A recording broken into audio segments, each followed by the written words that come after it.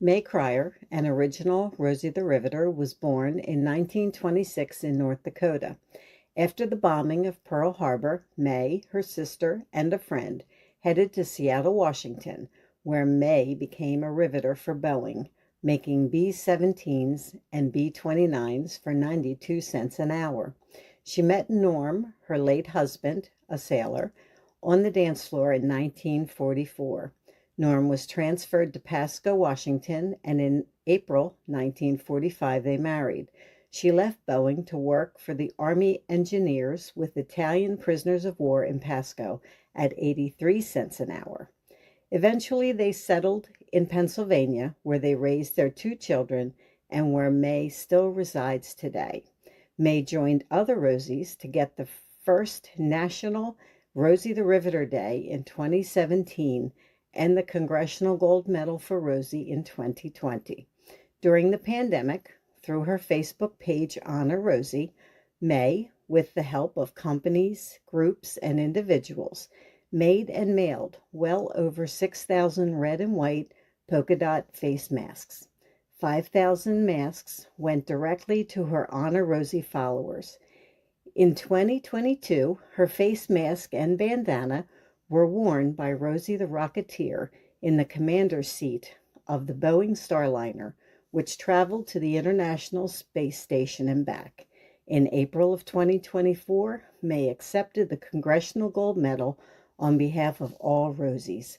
It was a great honor to her.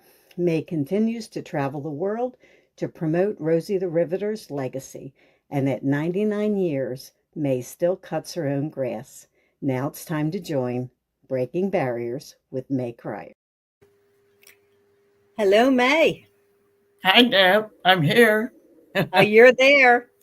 I'm here. Everything's good. Good. I'm glad. So today we're going to talk to two teachers, high school teachers, that Mae and I do Zooms with.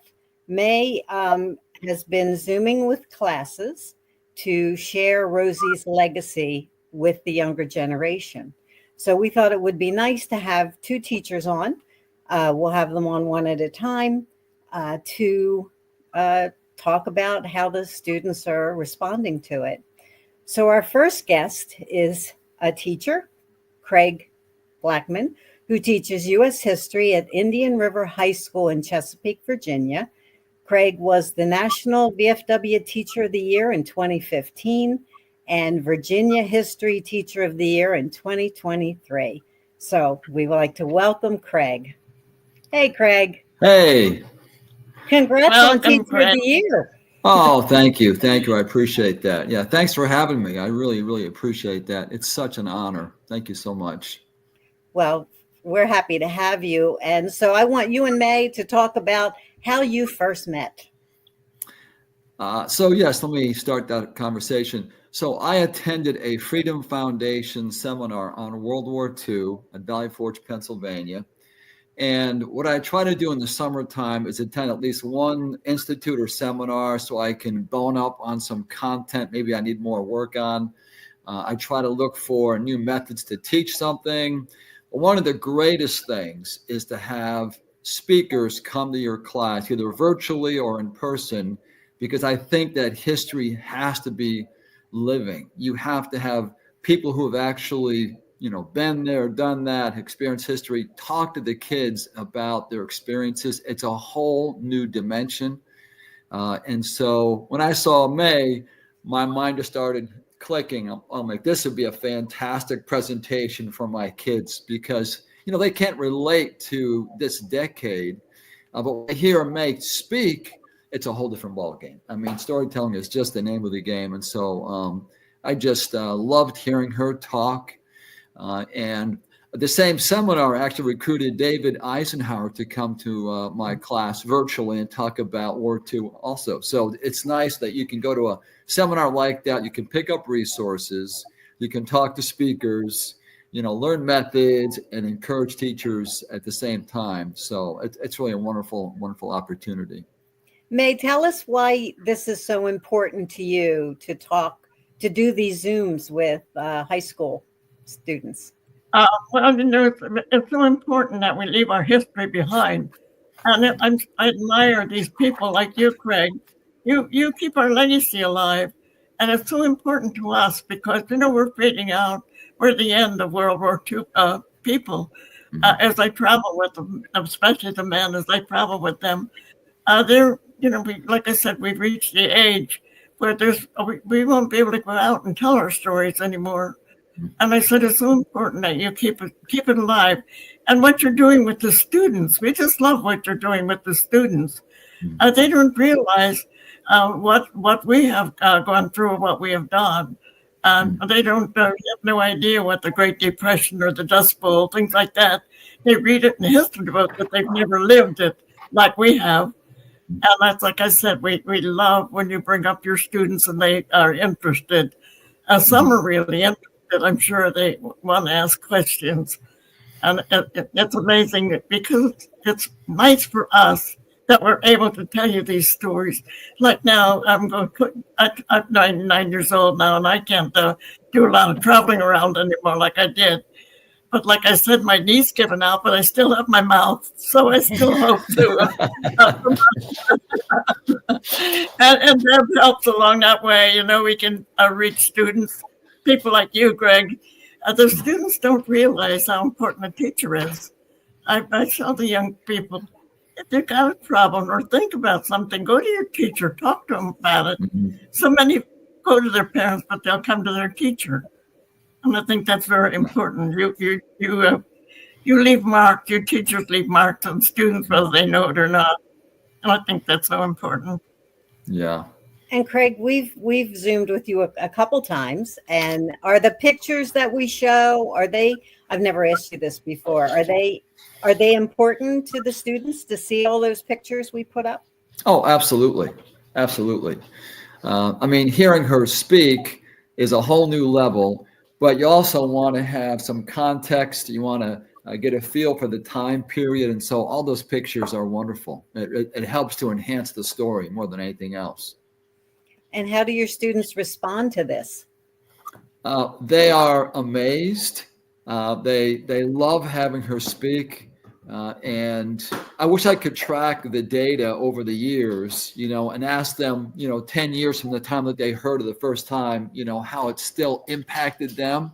I haven't tracked the data like that, but I can tell you from my initial reaction after we're done and it all shuts down, they're just amazed. They're really just amazed, and are so appreciative that, she takes the time to come on and speak like that. So, yeah, it's a fabulous.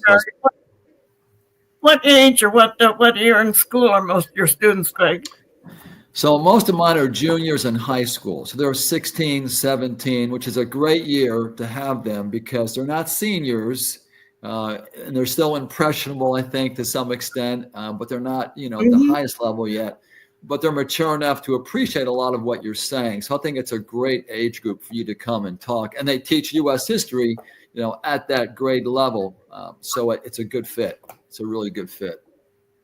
Well, and they're planting seeds. They don't have any idea yet, but they've got that desire to do something. That desire and the determination is what's going to make the difference in them. But if they have an idea of what they'd like to do, I think that's so wonderful because your teachers, you encourage them, or you lay the groundwork for them so they have some idea where they're going or what they want to be or do. I think that's so important. Right. I especially like to talk to young girls because in my day, if a child was born, they'd like the son because the son could work. What good was a girl? In our day, a girl was meant to be in the kitchen or cooking or what have you. They didn't have any dreams or like the boys. They always had a career for the boys, or especially people that had farms. They wanted sons, so somebody who could work the farm. So it's important that I speak to the young girls and make them realize that their field is wide open for women today, and I really encourage them to go out there and find what it is they like to do. Yeah, and if I could just say, it's so important that we encourage people overall. We use our words to lift up. And when Mae talks to the girls in the class and says, you can do it, you can rise up, you can achieve your goals, there is power in what we say. I mean, there's an ancient Hebrew verse that talks about how life and death are in the tongue. And when she speaks those kinds of words of encouragement to these young girls, I think it adds a whole new level to that experience, because they can hear it, and she has the credibility because she's lived it, and been an advocate for women's rights. And, as a teacher, I want to have stories from a lot of different people, so that they can see heroes from different races, genders, and include everybody.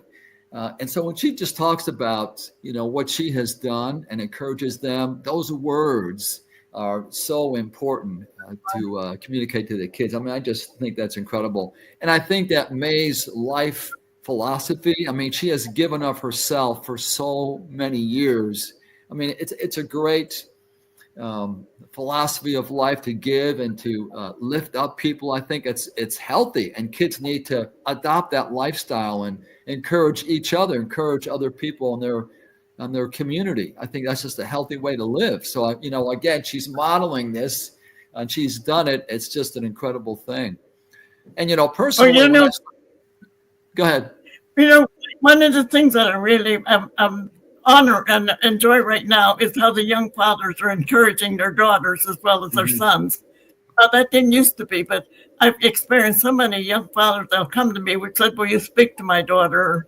And things like that. And I think that's wonderful, because they're treating our equality showing up there. And the fathers take just as much pride in what their daughters achieve as what their sons achieve now. And I think that's so important. Absolutely. Yeah, 100%. And, she reminds me of my mom, who passed away last year at the age of 100. Wow. And, wow. but there's these common characteristics about the greatest generation.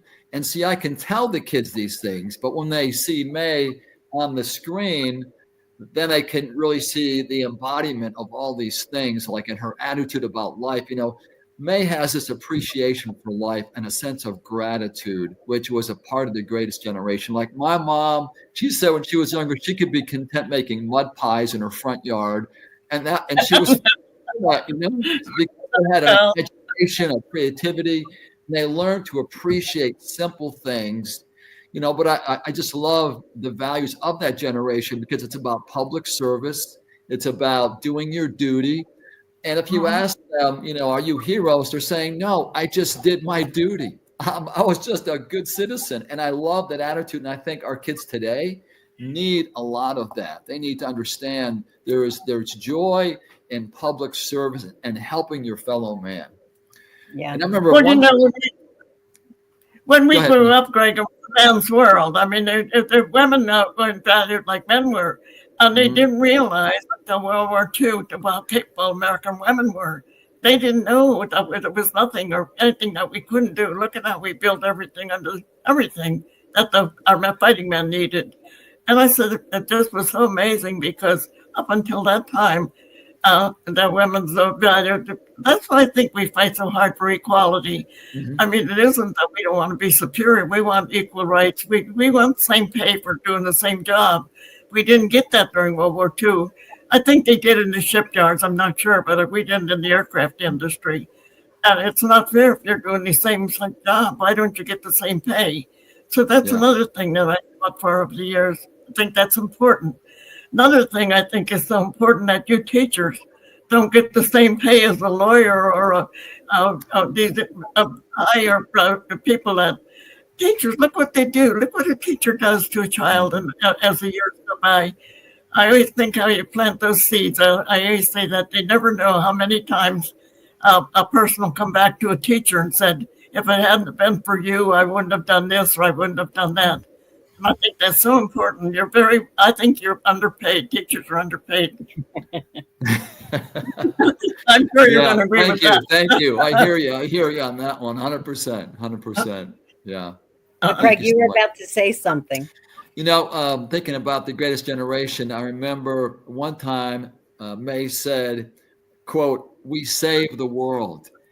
This is her understanding of what that generation did. They saved the world. I mean, that's incredible, right? I mean, what they produced, like 8,000 planes a month at the highest point. being the arsenal of democracy, but Americans came together. And I love what she said. We saved the world. I mean, that's incredible. That's incredible. And I just love the fact she can communicate that. It was the world, Greg, when I was in Normandy, I've been there twice now. At the last time, all of the scenes, the big affairs, and all they showed and had the men talking, which they showed the ones that fought the battles. But everything they showed, there's not one mention of the women. They showed all these airplanes, all these 53,000 ships, all of these things that us women built that made that capable at each of those at the Normandy possible. They didn't not once mention the women, and boy, that got under my skin, because I thought the least they could do is give us a little credit.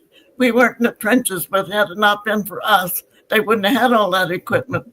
They wouldn't have the ships, they wouldn't have the uniforms, they wouldn't have the guns. And so, it's just fair that they mention what we did. And now you know why I fought hard for it. Mm-hmm. Right, you have to balance that narrative. You have to, tell those stories and give people credit for what they did. That's just balanced history. So, I couldn't agree more. 100%. 100%. Well, Craig, we're going to be with you next week. I can't wait. With you. Is there anything additionally you would like us to do? Or are you good with what we normally do? No, I think the way you have done it in the past is great, because she tells her story, and then you have the Q&A, and I love when she personalizes the story and tells the individual students, the young ladies or whatever, this is what I did, and you can do it too. That personal approach, that connectivity, is just so important. And I just love that. And I think, we're in the age where technology is super important, and we know it's not going away. It's fantastic. But I could go to Chat GPT and learn about Rosie, right? It could spit out all the information to me, or I could listen to somebody who's lived that and done that. That's what I want, because she inspires me and inspires the kids. And that's what we need in the classroom, is those role models in the classroom, human being to human being, talking about their experiences. I think that's so essential, and we can't get away from that if at all possible. So, I'm just so blessed that she's a part of that. Greg, one of the pictures I have of us in Valley Forge, you're right there, and a nice picture of you in Valley Forge. And that's so funny. The first time you invited me to do a Zoom, that tickled me, because I felt like I already know you. Well, I loved talking to you at Valley Forge. That's a great program altogether, because they have a lot of different speakers, but it's first class instruction. Right. Yeah. And it just really helps to, add to your content knowledge. And so you can, teach these content areas with more sophistication, so it's really important. It is. And you keep in touch. I've kept in touch with so many teachers that I've met at Valley Forge. Well, different places too, but especially Valley Forge. It's a shame that they still don't have that now, because maybe they have different things, but not the World War II, as far as I know. Deb's has more knowledge about Valley Forge than I do. Yeah, there's been a change, and they don't do teachers programs on the campus anymore. They're done in golf courses or somewhere in Philly. So it's different. It's different now. Okay. But you had the best, I would say. Oh, I did. I was a great seminar. We had a lot of fabulous people. So that was super. Really great. Well, thank you so much for being a part of today. And we will see you next week. I can't wait. Thank you so much. Anytime, Greg. Thank you. Okay. It's good seeing you again. Good talking to you. Great seeing you. Great seeing you. Good. Our next guest is Kate Corrado, and I think I butchered that, who is in the social science department at Woodgrove High School in Virginia. Welcome, Kate. Hello. Hey. Thank you. How are Kate, you? I owe you an apology, Kate. When we met in Washington, I just didn't have time to talk to you, and I was so sorry that we didn't get to talk a bit. You were a little busy that night, just a little bit. Yeah, the gold medals, that's a very busy time, for sure. And it's so exciting and all. You just get numb after a while. You like it wasn't for my granddaughter leading me around. I was got my funny, but it picture was and I got my hug, so I feel very lucky. And you said my name correctly, Deb. You've got it. Okay, well, I wasn't sure. So, Kate, tell us how you first, how did you know about Mae? Because you met her at the Congressional Gold Medal, right? And we Zoomed Yes. with you ahead of time. So That was I your daughter with completed. you, right? That was your daughter with you, right? You had your daughter with you in Washington? No, No, no, I have a son. No, you didn't? No, No. but Raya's mother introduced us and kind of cut me a string Oh, and okay. wanted to take a picture with you. There you go. Oh, I Put in completed my line whenever you master's. can. Yeah, I completed uh, my master's degree during COVID online, and my master's thesis was on Rosie the Riveter. So I hunted down memoirs that women who were Rosies back in the 1940s wrote about their experience, and begged librarians to send them to me and transcribe them and put them on a website for teachers to use. And so I was aware of Mae's name for a couple of years. And then I kept Googling Rosie the Riveter every month or so to see what was new. And that's how I got in touch with Raya with the foundation. And Raya said, you should really reach out to Mae directly. And I said, I don't know about that. She's kind of a celebrity. And she said, well, you should write to her. I think she'll write back. So that's when I wrote Mae a letter of appreciation for everything she did to help save the world, and been acquaintances / friends ever since. Excellent. We've Zoomed with you. Is it twice now, right? That I've been doing this with you.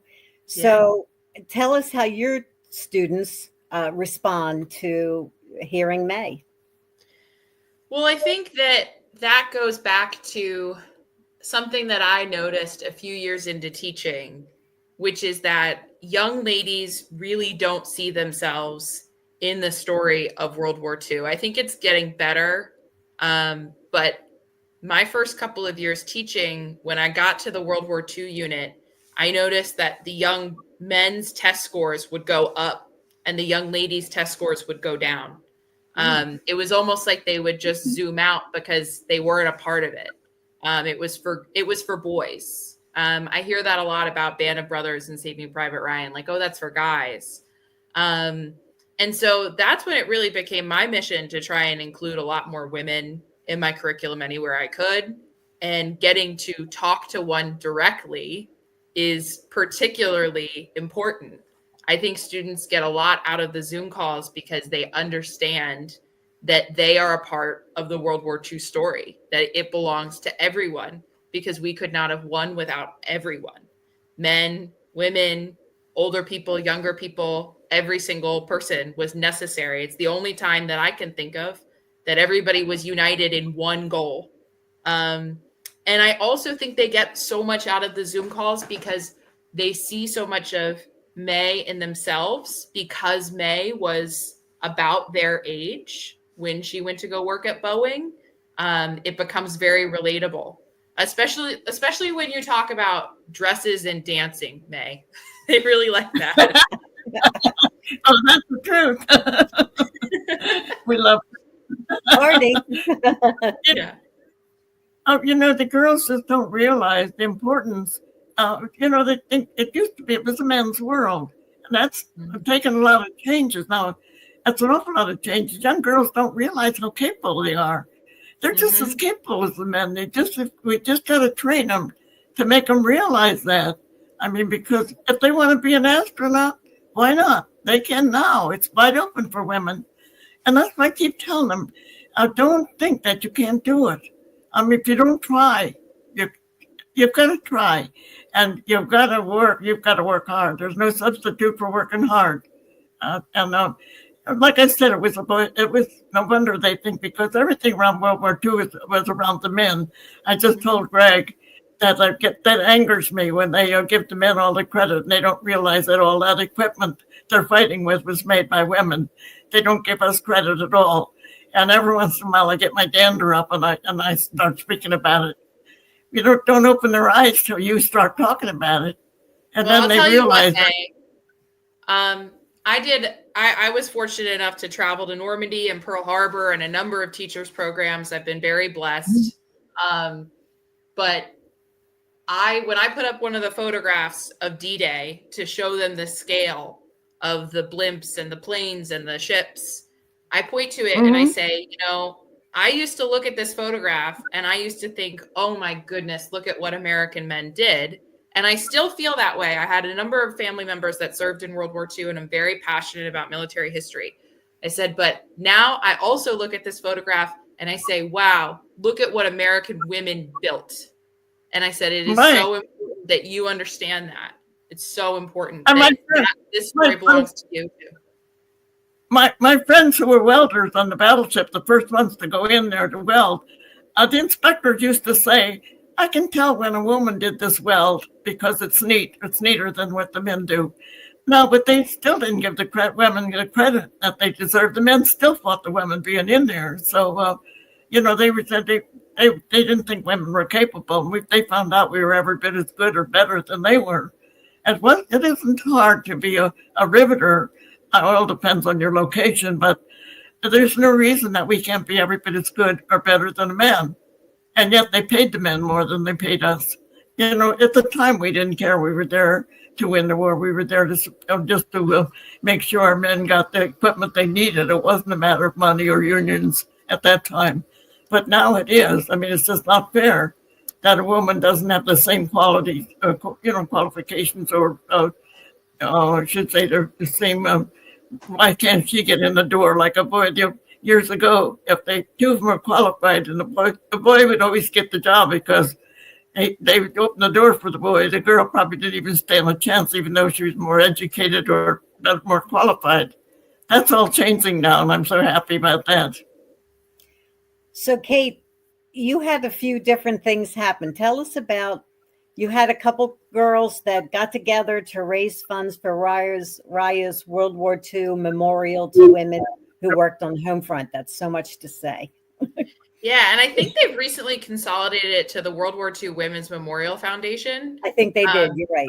But I looked it up earlier today to make sure. But we were really, really fortunate because there were a number of young ladies that mentioned to Mae that they were a part of the Women in STEM group at my school, and then also the Woodgrove for Women group at our school, who will raise money for women's shelters and that sort of thing. And Mae offered very generously to send bandanas and cards that were signed. And so we've been able to sell them online, and we've raised just under $500. That's awesome. Selling those things online.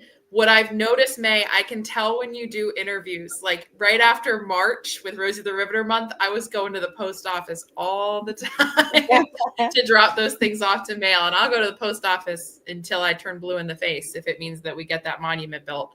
That's awesome. But yeah, so it's one of those things where it's not that big of a deal for us to do our part to help you out. Wonderful. And we want to see you at that monument. I also have a number of that's like Ray. Ray doesn't want to say she wants it built before I'm gone out of this world, but you get close to that. We also Kate, I have to tell you, there's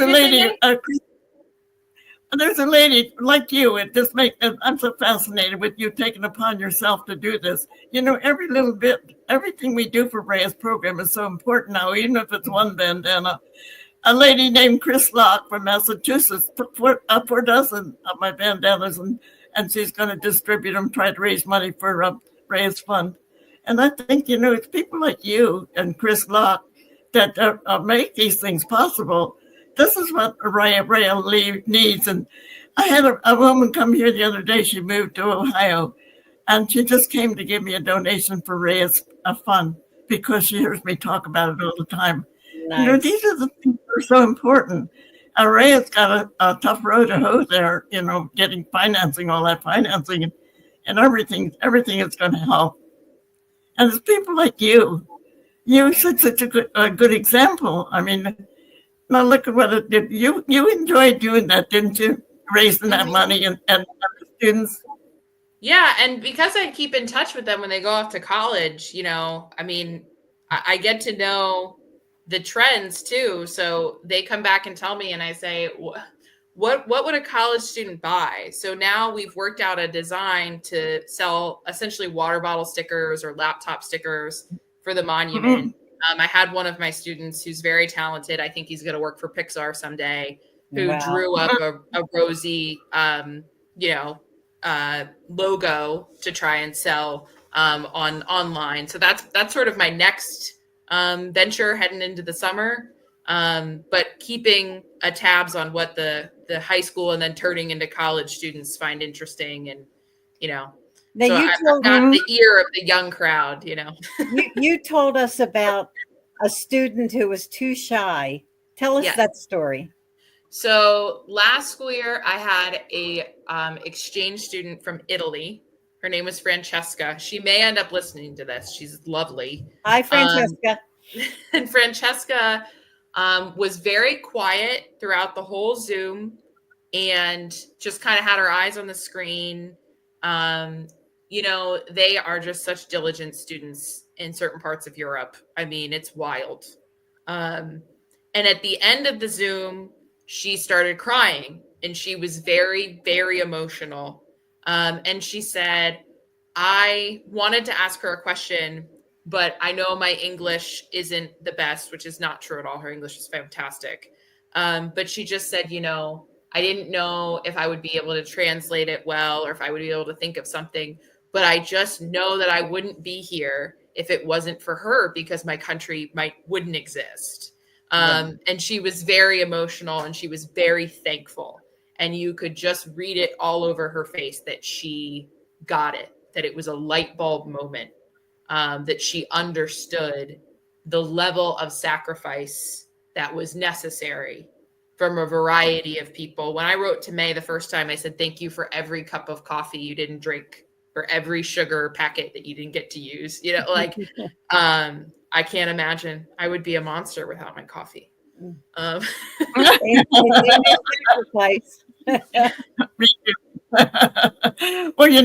I get the same reaction when I go to Belgium or Netherlands, our friends.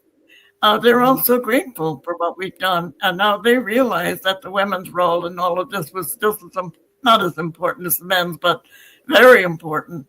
And they honor me just right along with the veterans now. That didn't used to be that way, and it wasn't that way at all. Now they treat me like one of the veterans when I travel with them. And I think that's so important. And I was telling Deb a story today about a family they live out beyond Harrisburg. It's like a 2.5-hour ride. And they called and asked me, could they come visit their daughter? They had 2 daughters and a son, and they're pretty young. And we just sit and talk. They wanted to, I guess, it would help me, give the girls confidence in what they were doing. Now those girls have graduated from high school. One might even be in college. I've watched them for years grow up and what all the achievements, things they did in schools, and they're so proud of what they're doing. And I said to Deb, probably the next picture they'll get to be married, and but this is wonderful how that moves on. I just think it's so nice that how we instill something in a young child and what they do with it. Mm-hmm.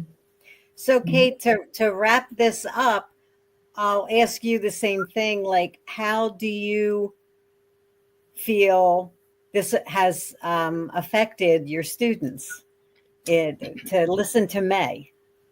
So I would say that it just makes it so much more real for them to hear from someone who experienced it and saw it. I mean, when Mae tells the stories of VE Day, and it's just to know that she was there, it really changes it because it makes them feel like anything is possible.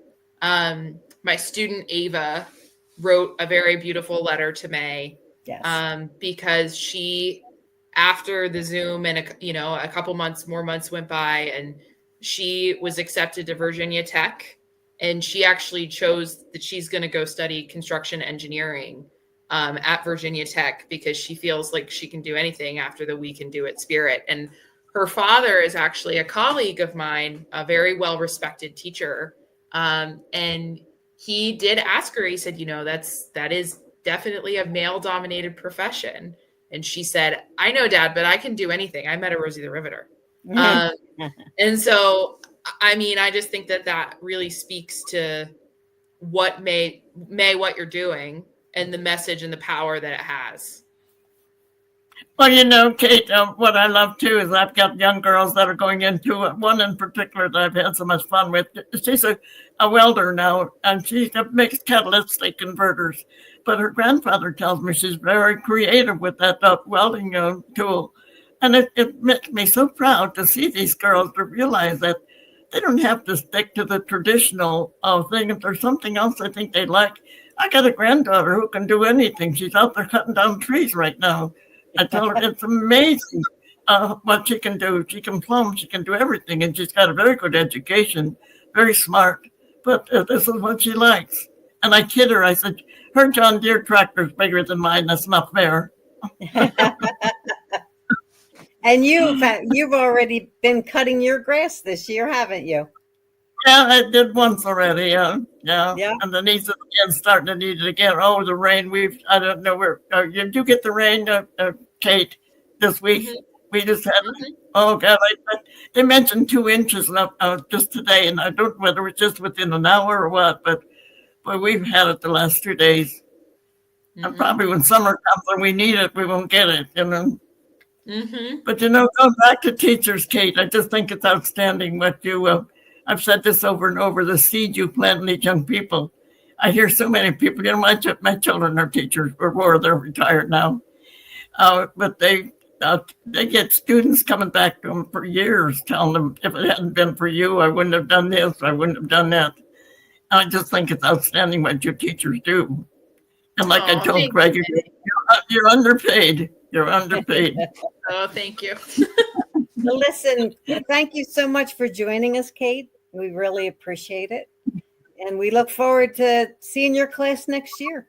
Of course. It's a real pleasure and an absolute honor. And thank you for everything that you did to make the world that I live in, Mae. I really appreciate it. And Deb, I can't thank you enough for what you do. And Kate, it's wonderful what you do, what you're instilling, like that, what you're doing for Ray's program. This is like the kids take pride in what they do, and you're instilling that, and you're making them want to be the best or do the best they can. And I think that's wonderful. Well, thank you so much. I really appreciate it. You all have a great evening. Thanks, Kate. Thanks, Kate. So these were 2 teachers who really appreciate what we do for them, and that makes me feel great. And for anybody out there who wants to get in touch with us, our email address is honorrosie, 2 R's, 2020@gmail.com. It's honorrosie2020@gmail.com. So what do you think, Mae? I think we did good. Oh, we did. And I just love talking to teachers. I like when they bring the students on too. And at different times we have their students on. Yep. And I think it's so much fun listening to them. And the kids will open up a little bit. They find it difficult to talk when they're on the video or on the screen, but the teachers bring out the best in them, and I just think that's wonderful. I know you love teachers because you raised 2 of them, right? That's right. And they've been retired a long time. That's right. You raised 2 of them. They both have masters in education, and both. I think it's wonderful. Like I said, they still get people coming back to them say, "Love." They don't even remember some of them anymore because they're starting to turn into old people themselves. And so they don't remember a lot of them. They teach like 100 a year, so it's difficult to remember everybody. Mm-hmm. But there's always a story there. Well, I'd say that's a wrap. It's time for us to power up. Thank you, everybody, for joining us. Mae, power up. We can do it. Thanks, everybody. Be kind to one another.